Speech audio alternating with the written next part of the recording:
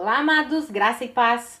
Aqui é a Catiane Lins do Ministério Vida e é uma alegria estarmos mais uma manhã juntos compartilhando a palavra de Deus.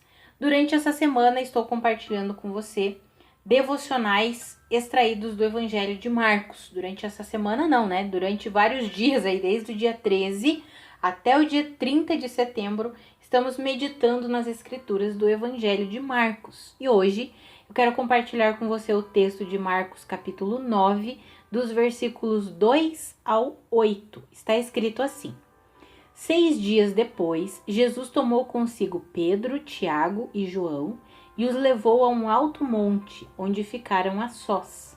Ali ele foi transfigurado diante deles. Suas roupas se tornaram brancas, de um branco resplandecente como nenhum lavandeiro no mundo seria capaz de branqueá-las. E apareceram diante deles Elias e Moisés, os quais conversavam com Jesus. Então Pedro disse a Jesus: Mestre, é bom estarmos aqui. Façamos 3 tendas, uma para ti, uma para Moisés e uma para Elias. Ele não sabia o que dizer, pois estavam apavorados. A seguir apareceu uma nuvem e os envolveu, e dela saiu uma voz que disse: Este é o meu filho amado, ouçam-no. Repentinamente, quando olharam ao redor, não viram mais ninguém, a não ser Jesus. Amados, eu amo essas escrituras. Quando eu medito nelas, e aí eu quero compartilhar algo com você aí hoje. Sempre que eu compartilho nelas, eu me lembro de outras escrituras também. Quando fala ali que Jesus apareceu e transfigurado para eles, para Pedro, João e Tiago. Já acho interessante isso, né? Os amigos íntimos de Jesus viram Jesus transfigurado antes mesmo de ele ressuscitar, viram Jesus com a sua forma glorificada antes mesmo de ele ressuscitar, né? Que dádiva, realmente eram amigos de Jesus. Mas não é sobre isso que eu quero compartilhar, meditar com você. Quero falar sobre a questão de aparecer ali Moisés, Elias, conversando ali com Jesus, e aí Pedro olha e diz: meu Deus, é maravilhoso estarmos aqui, né? Vamos fazer 3 tendas, uma para Moisés, uma para Jesus, uma para Elias, e vamos ficar por aqui. Interessante que a Bíblia relata que apareceu uma nuvem e os envolveu, e dela saiu uma voz que disse: Este é o meu filho amado. O próprio Deus falando ali com eles: Este é o meu filho amado, ouçam-no. E repentinamente, quando olharam ao redor, não viram mais ninguém a não ser Jesus.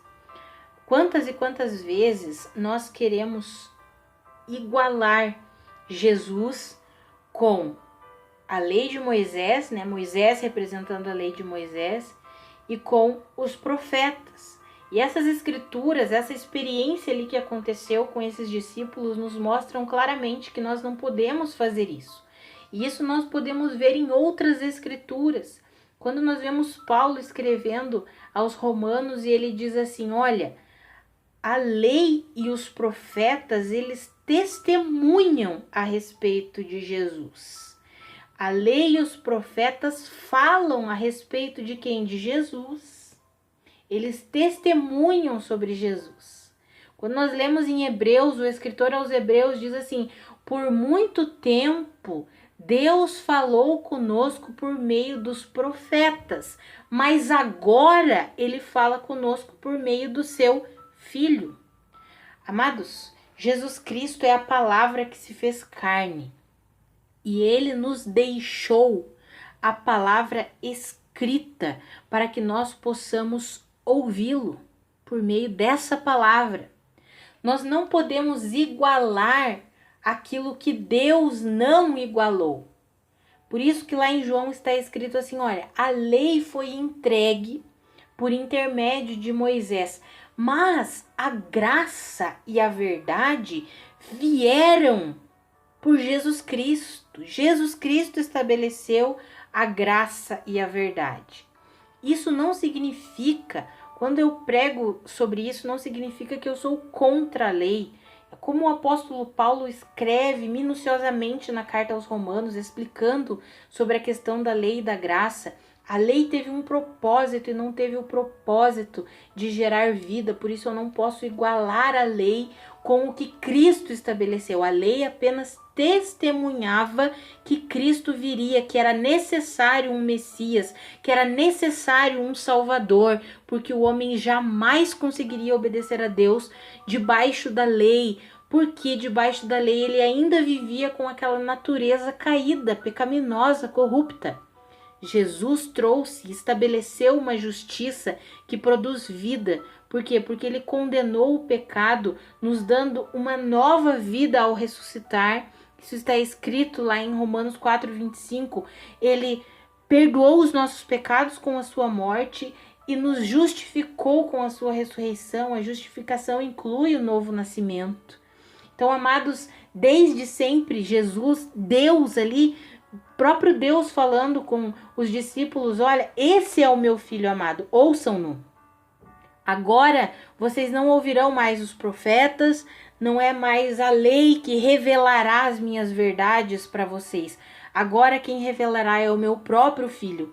Por isso que quando nós lemos a carta aos Colossenses, o apóstolo Paulo escreve a respeito da lei. Ele diz assim, todas essas coisas eram apenas sombra do que haveria de vir, mas a realidade encontra-se em Cristo.